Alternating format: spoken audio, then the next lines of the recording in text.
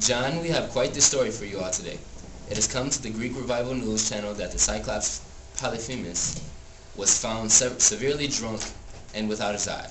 I'm here with Polyphemus after his injury. Which camera to look at? How are you there? I'm well, Polyphemus.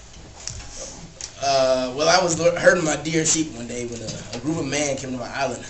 I showed them the kindness of the Cyclops people for a couple of days, but then I got hungry, so I decided to eat some of the men. You ate the men? Leon, it is not uncommon for the Cyclopses to devour their guests after they enjoy a short stay in their cave.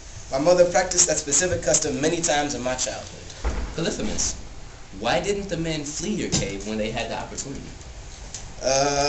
You know what? I keep this really big rock in front of my house. And you know what? First of all, I do it because I like rocks, personally. They're a passion of mine. But also, when I was a kid, I used to bang my head on doors because I was so tall. So I thought, I don't really like traditional doorways. Let's do something original, something modern. Right. I see. So what happened next? Well, this is where my memory gets a little bit foggy, but I do remember parts of it. I left my cage to pasture my sheepies. When I returned, the bad man offered me a lot of wine. He said that the silly juice would make me feel happy. And Leon, let me be the first to say, I was quite drunk. You say that. Okay. So after I was feeling a little bit rowdy, I asked the man what his name was, and he replied, nobody. Now this is where my memory started to go. I remember taking one last drink. It was delicious, I loved it, and then blacked out. Wow. Yeah. And when I blacked out, I never saw the light of day again. Because nobody, this dude, nobody, stabbed my eye out. Stabbed it out, right out. Nobody. Nobody. His name was really nobody? Well, I guess so. That's what he told me. My God, Polyphemus, that sounds exciting. Excruciating exciting. I can't even begin to explain the pain that I went through in that moment. It was like somebody was pouring great fire. Polyphemus, save the description. This is a primetime television show. Sir, let's keep it PG. Understood. I'm sorry. That's neither here nor there. But as I was saying, after my eye was stabbed out, I cried for help. I screamed, "Nobody hurt me! Help me! Nobody hurt me!"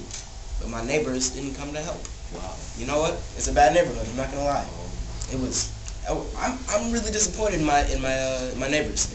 Nobody came to really help. Nobody came to help me. Nobody was hurting me. No one called and no one came to help me. No one. It's a shame. You know what? Wow. It's a shame. So the next morning, I let my sheep out, and like 30 minutes later, I heard some dude screaming at me. He said, "Polyphemus, Polyphemus," and then he says, "It is I, Odysseus. I was the one that stabbed your eye out. It wasn't nobody." Exactly. You know, that's exactly it. I was very confused in that moment as well. Wow. It was Odysseus that did this to me.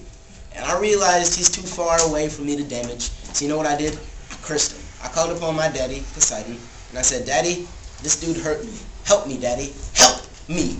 And Daddy helped me. Really? Yes. It was quite the experience. Wow. Well, here you have it, folks. That was a story. Thank you for sharing it. Thank you for having me. Appreciate it.